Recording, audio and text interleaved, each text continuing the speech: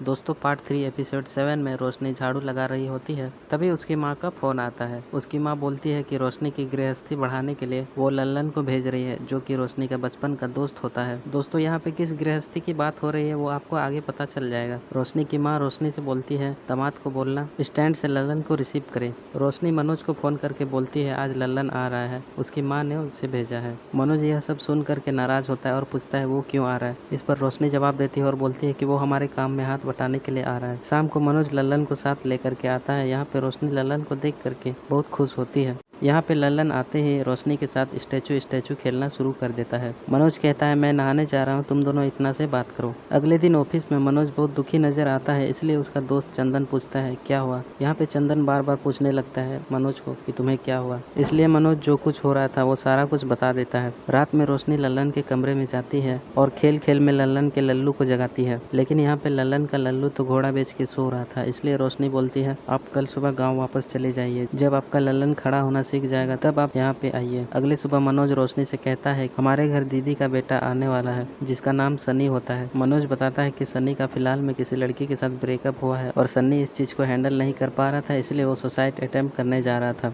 इसलिए मनोज ने उसे यहाँ बुला लिया था। कुछ देर बाद वहाँ पे सन्नी की एंट्री होती है। मनोज और रोशनी दोनों सन्नी से मिलते हैं। इतने में मनोज कहता है कि मुझे ऑफिस के लिए लेट हो रहा है, मैं जा रहा हूँ। रोशनी पूछती है आपको कुछ चाहिए, तभी सन्नी गुस्से होकर कहता है मुझे सोना है अभी। दोस्तों रिश्ते में रोशनी सन्नी की मामी होती है। जब सन्नी सो के उठता है तब वो देखता है कि उसकी मामी झाड़ू लगा रही होती है और सन्नी उसे पूरा घूर घूर के देखने लगता है। जब रोशनी पीछे मुड़ करके देखती है तब वो सन्नी को देख करके जानबूझकर नीचे गिर जाती है और चोट खाने की एक्टिंग करती है। सन्नी अपनी मामी को उठा के सोफे में ले जाता है और उसे कमर में बाम लगा देता है। रोशनी इसका भरपूर मजा ले रही होती है। कुछ देर बाद रोशनी का कमर दर्द ठीक हो जाता है और वो ऑडियो सुनने के लिए चली जाती है। अगले सीन में रोशनी को ऑडियो सुनते हुए देखते हैं। इस बार ऑडियो में किसी भांजे और उसके जीएफ की कहानी होती है। रोशनी ऑडियो सुनते सुनते अपने भांजे के बारे में इमेजिन कर रही होती है। वो देखती है कि वो अपने जीएफ के साथ काफी अच्छा रोमांस और सेक्स कर रहे होते हैं। रोशनी यह सब देख करके अपने अंदर ठंडक महसूस करने लगते हैं। दोस्तों इसी सीन के साथ ही एपिसोड 7 की एंडिंग हो जाती है। दोस्तों मिलते हैं अगली वीडियो में, तब तक के लिए bye bye and take care.